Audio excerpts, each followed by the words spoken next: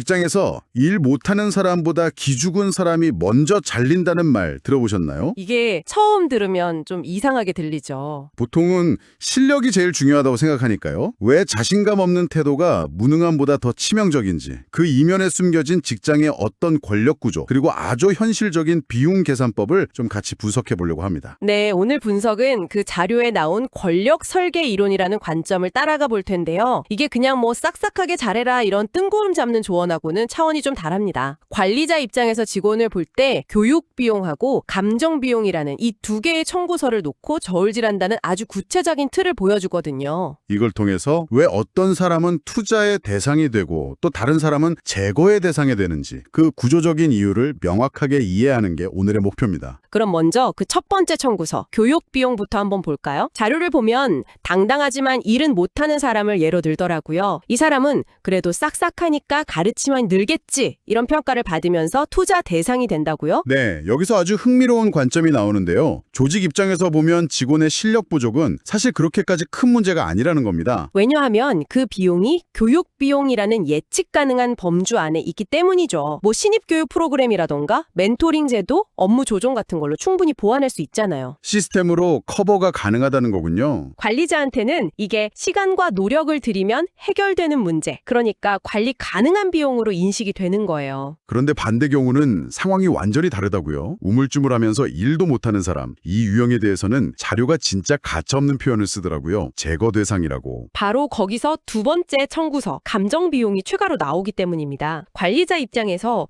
이 사람을 대하는 건 그냥 일을 가르치는 거랑은 다른 에너지가 드는 거예요. 자료에 나온 문장이 정말 정확한데 상사는 당신의 심리 상담사가 아니다. 상사가 직원의 업무 능력을 키워줄 책임은 있지만 그 사람의 불안감까지 다독여줄 의무는 없다는 아주 냉정한 현실 인식인 거죠. 그러니까 그냥 A를 B로 가르치는 건 예측 가능한 교육 비용인데 혹시 이 사람이 상처받을까봐 조심조심 돌려 말하고 그 사람 기분까지 살피는 건 완전히 다른 종류의 노동, 즉 감정 비용이 된다는 거군요. 정확합니다. 관리자도 결국 자기 일이 있는 직장인이잖아요. 그런 심리 상담까지 해줄 여력은 사실 없는 거죠. 전자는 관리자가 저 친구의 어떤 점을 보완해서 성장시킬까 이런 건설적인 고민을 하게 만들어요. 이건 관리자의 역할이기도 하고요. 네, 보람도 있을 거고요. 근데 후자의 경우는 저 친구한테 어떻게 말을 해야 상처 안 받을까? 오늘 또 팀 분위기 가라앉네? 이런 뭐랄까 소모적인 고민에 빠지게 만드는 겁니다. 관리자의 한정된 시간과 에너지를 어디에 쓰게 만드느냐. 그 차이가 두 사람의 운명을 가르는 거죠. 그 감정 비용이라는 개념이 진짜 날카롭네요. 심지어 자료에서는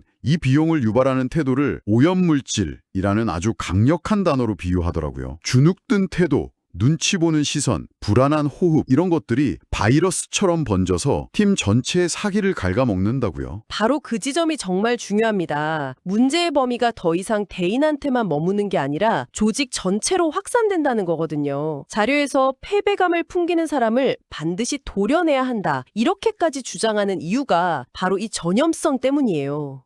한 사람의 불안이나 위축된 태도가 생각보다 파급력이 엄청 커요. 단순히 그 사람 하나가 답답해서가 아니라 팀 전체의 성과에 직접적인 악영향을 끼치는 위험 요소로 본다는 거군요. 맞습니다. 마치 중요한 프로젝트 마감 직전에 한 명 때문에 다들 이런 말 해도 되나 눈치만 보게 되고 결국 아무도 과감한 아이디어를 못 내는 그런 상황이 되는 거네요. 네, 상상해보세요. 누가 좋은 아이디어를 냈는데 저쪽 구석에서 누가 한숨을 푹 쉬거나 못마땅한 표정을 짓는다고요. 아, 그럼 분위기 쌓이지죠. 그럼요. 아이디어 냈던 사람도 괜히 위축되겠죠? 다른 팀원들도 내가 무슨 말하면 저 친구 기분 안 좋아질까? 이런 자기 검열을 시작하게 되고요. 이런 분위기가 굳어지면 팀의 창의성이나 도전 정신은 급격히 떨어질 수밖에 없어요. 관리자 입장에서는 그럼 그 오염의 근원지를 제거하는 게 가장 빠른 해결책처럼 보일 수도 있겠네요.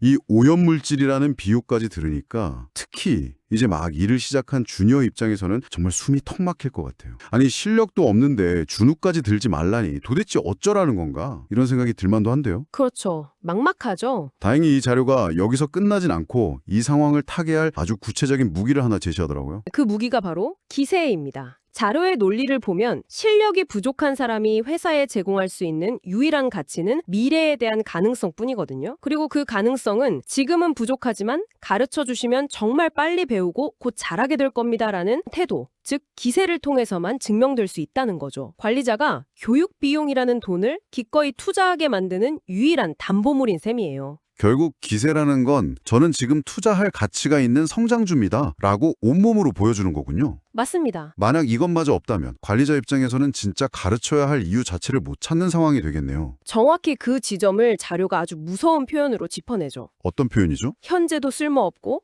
미래도 없는 악성 재고일 뿐이다. 그러면서 아주 구체적인 행동 지침까지 제시합니다. 모르겠으면 당당하게 물어봐라. 혼났으면 네 알겠습니다 하고 크게 대답하고 다시 해라. 죄인처럼 굴지 마라. 근데 죄인처럼 굴지 말라는 조언이 사실 좀 가혹하게 들리기도 해요. 신입사원은 진짜로 죄 지은 기분이 들거든요. 큰 실수하면 막 세상이 무너지는 것 같고 이걸 그냥 개인의 태도 문제로만 보는 게 맞을까요? 물론 개인의 기질이나 심리적인 안정감 이런 것도 중요하죠. 하지만 이 자료는 철저하게 관리자의 관점에서 왜 그런 태도가 당신에게 불리한가를 설명하는 데 집중하고 있어요. 위축된 태도는 실수를 용서받게 하는 게 아니라 오히려 당신을 다루기 힘든 짐으로 만들 뿐이라는 거죠. 실수는 누구나 할 수 있습니다. 특히 신입의 실수는 조직이 이미 예상하고 있는 비용의 일부잖아요. 그렇죠. 하지만 그 실수에 어떻게 반응하느냐가 당신의 가치를 결정한다는 겁니다. 예를 들어서 똑같이 실수를 지적받았는데 한 명은 네 알겠습니다. 제가 어떤 부분을 놓쳤는지 알겠습니다. 다시 제대로 확인해서 보고 드리겠습니다. 이렇게 씩씩하게 대답하고 다른 한 명은 고개를 푹 숙이고 죄송합니다. 이렇게 기어들어가는 목소리로 말한다면 누구에게 다시 기회를 주고 싶을지 명확하네요, 진짜. 당연히 전자겠죠. 전자는 실수를 성장의 발판으로 삼으려는 의지를 보여주잖아요. 관리자에게 아, 내가 저 친구를 잘 가르치면 크게 되겠구나. 이런 확신, 즉 투자의 보람을 느끼게 하죠. 반면에 후자는 관리자한테 죄책감이랑 부담감을 안겨줘요. 내가 너무 심하게 말했나? 저 친구 저러다 그만두는 거 아니야? 이런 불필요한 감전 비용을 또 청구하는 셈이죠. 예전에 제가 봤던 한 신입사원이 생각나네요. 진짜 실수를 많이 했는데 지적을 받으면 항상 수첩을 꺼내서 알겠습니다. 그럼 다음에는 이 부분을 이렇게 수정하면 될까요? 하고 눈을 반짝이는 거예요.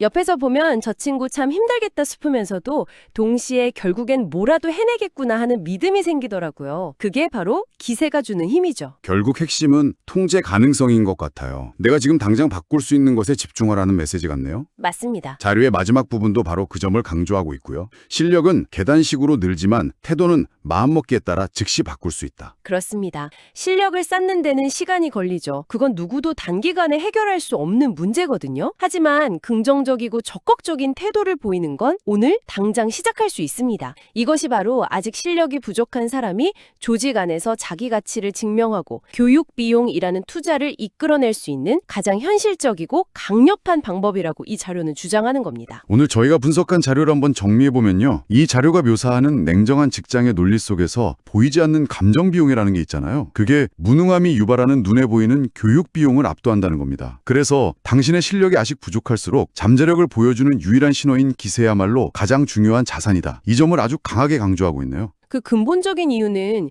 개인의 실력 부족은 시스템으로 보완 가능한 관리 영역의 문제인 반면에 부정적인 태도는 팀 전체의 에너지를 깔아먹는 위기관리 영역의 문제이기 때문입니다. 관리 영역과 위기관리 영역. 차이가 크네요. 이 자료는 이런 분석에 기반이 된 이론을 직접 읽어보면서 더 깊이 이해해보길 권장하기도 하고요.